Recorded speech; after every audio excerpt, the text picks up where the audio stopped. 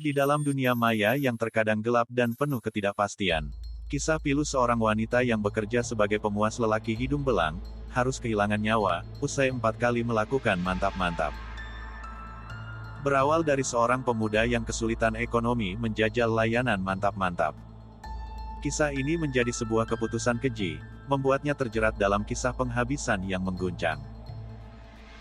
Lantas, bagaimanakah kisah ini bermula? Tak perlu berlama-lama, yuk mari kita bahas. Di sini kita akan berkenalan dengan seorang wanita yang bernama Aluna Sagita, berumur 26 tahun. Tinggal di Batam, Kepulauan Riau. Dia memiliki sifat yang ceria, ramah, dan mudah bergaul. Pada bulan Juni tahun 2022, Aluna pindah ke Bali, dan menetap di kosnya yang bernama Geria Tambora, di Jalan Tukat Batang Hari 1, Kelurahan Panjer, Kecamatan Denpasar Selatan. Dan diketahui, ketika Aluna datang dan menempati kamar nomor 9 lantai 1, ia sedang hamil, tanpa diketahui siapa suaminya. Dari sikapnya yang ramah, dirasakan oleh penghuni kosan dan cleaning service, dan dia selalu menyapa orang-orang saat bertemu menjadikannya memiliki banyak teman. Hingga beberapa bulan kemudian, pada bulan Oktober tahun 2022, Aluna melahirkan anaknya. Setelah melahirkan tersebut, tubuh Aluna kembali seperti semula dengan wajah cantik, tubuh ramping, hingga menarik perhatian setiap pria yang melihatnya. Namun, ternyata Aluna bekerja sebagai wanita penghibur, dan mempromosikan dirinya melalui akun sosial media, yaitu micet. Banyak pelanggan yang datang, untuk menggunakan layanannya, dan dari situlah Aluna mendapatkan pendapatan untuk mencukupi kebutuhan dirinya dan bayi yang baru saja dilahirkan. Saat Aluna sedang melayani tamu, bayinya ia titipkan kepada temannya yang berada di kamar lain. Pada malam tanggal 31 Desember tahun 2022, Aluna mendapatkan seorang pelanggan yang ingin merasakan layanannya. Namun, ternyata pelanggan tersebut memesan Aluna untuk waktu yang lama. Setelah harga disepakati, Aluna dan pelanggan bertemu dan melakukan aktivitas mantap-mantap di kamarnya.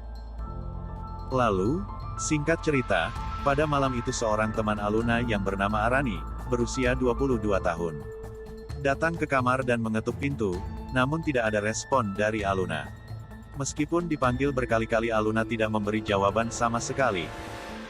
Dengan adanya kecurigaan dan kekhawatiran, bahwa sesuatu telah terjadi pada Aluna, Arini melaporkan kepada pihak keamanan kosan, untuk memanggil tukang kunci dan memeriksa keadaan Aluna. Hingga pintu akhirnya berhasil dibuka, dan sesuai dugaan, tubuh Aluna ditemukan dalam keadaan diam tanpa busana di samping kasur. Setelah penemuan tersebut, kejadian segera dilaporkan kepada pihak kepolisian. Saat polisi melakukan olah tempat kejadian perkara atau TKP, ditemukan 4 alat mantap-mantap yang sudah terpakai, dan 1 yang belum terpakai. Selain itu, tas korban berisikan alat make up dan jam tangan dan cincin juga ditemukan. Namun 3 ponsel iPhone milik korban hilang. Tubuh korban segera dievakuasi dan polisi melakukan penyelidikan dengan wawancara saksi dan pemeriksaan rekaman CCTV di sekitar lokasi.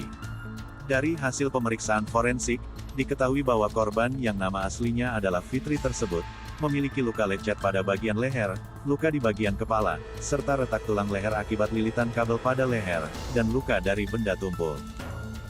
Melalui penyelidikan dan pelacakan, pihak kepolisian berhasil mengidentifikasi 1 terduga pelaku yang terakhir bertransaksi dengan korban. Polisi mendapatkan ciri-ciri pelaku, dan melalui pengembangan informasi, hingga akhirnya polisi menemukan lokasi terduga pelaku di kosan, di Jalan Sermagede, Desa Dauhpuri, Kecamatan Denpasar Barat, Kota Denpasar. Pihak kepolisian bertindak cepat, dan berhasil menangkap seorang pria bernama Raden Aryo Puspobuwono, berusia 26 tahun, asal Blitar, Jawa Timur. Ternyata, pelaku berusaha kabur saat akan ditangkap, dan akhirnya polisi terpaksa memberikan kenangan seumur hidup pada kaki si pelaku. Pelaku sebelumnya pernah datang ke Bali pada tahun sebelumnya. Namun, kembali pulang ke Blitar pada tahun 2019. Setelah pandemi mereda pada tanggal 26 Desember tahun 2022, pelaku kembali ke Bali untuk bekerja di sebuah restoran. Ketika tiba di Bali, pelaku mengakui bahwa pada awalnya dia tidak memiliki uang. Bahkan untuk mencapai tempat kerjanya pelaku harus berjalan kaki dari kosannya. Keterbatasan finansial membuatnya sampai tidak mampu makan dan hanya bisa meminum air keran. Pelaku mengaku tidak punya uang sama sekali. Dalam situasi desakan ekonomi tersebut, pelaku memutuskan untuk mendownload aplikasi micet, dengan tujuan, mencari target dan mencuri barang milik wanita pelayan lelaki hidung belang yang ada di dalam aplikasi tersebut. Sebelum menentukan targetnya, pelaku berpikir tentang cara membuat orang pingsan. Setelah itu, pelaku mencari targetnya dan mengakui bahwa hubungan mereka hanyalah antara pelanggan dan wanita pelayan, tidak ada hubungan spesial di antara keduanya. Setelah berkomunikasi dan berbalas chat, pelaku dan korban sepakat mengenai harga untuk pelayanan yang diinginkan. Pelaku kemudian datang ke tempat korban dengan berjalan kaki dari kosannya. Setelah berada di dalam kamar, keduanya memulai aktivitas mantap-mantap, dan pelaku mengaku mendapatkan cerotan dari korban sebanyak 4 kali. Setelah 4 kali pertemuan, ataupun melakukan mantap-mantap, saat korban sedang beristirahat dengan keadaan lelah, pelaku mengambil keputusan memilukan dengan menghabisi korban. Pelaku panik, setelah menyadari bahwa korban telah meninggal dunia, karena yang awalnya, niatnya hanya membuat korban pingsan, sesuai dengan apa yang dipelajarinya. Setelah peristiwa itu, pelaku mengambil 3 ponsel milik korban, mengunci kamar dan meninggalkan korban tanpa busana.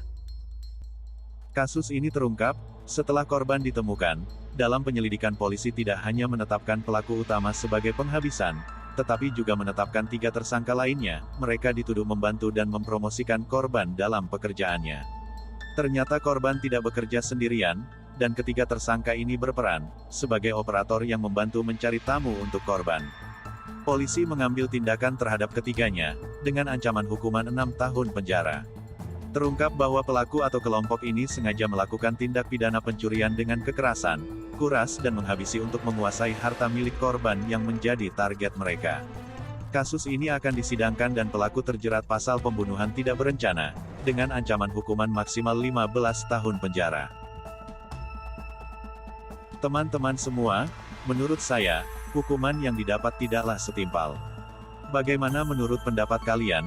Silakan berikan komentar kalian di bawah ini.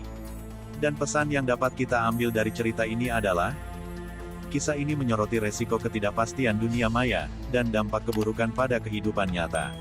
Pelaku mengeksploitasi situasi ekonomi sulit, menciptakan tragedi dengan konsekuensi yang fatal. Pesannya adalah, pentingnya kesadaran dan keamanan dalam berinteraksi daring, serta perlunya perlindungan hukum bagi pekerja wanita pelayan buaya. Bagaimana tanggapan teman-teman semua? Apakah hukuman yang diterima sudah sesuai? Lebih dan kurangnya saya mohon maaf apabila terdapat banyak kesalahan dan kekurangan dalam membahas tentang kasus ini. Sampai jumpa di video selanjutnya.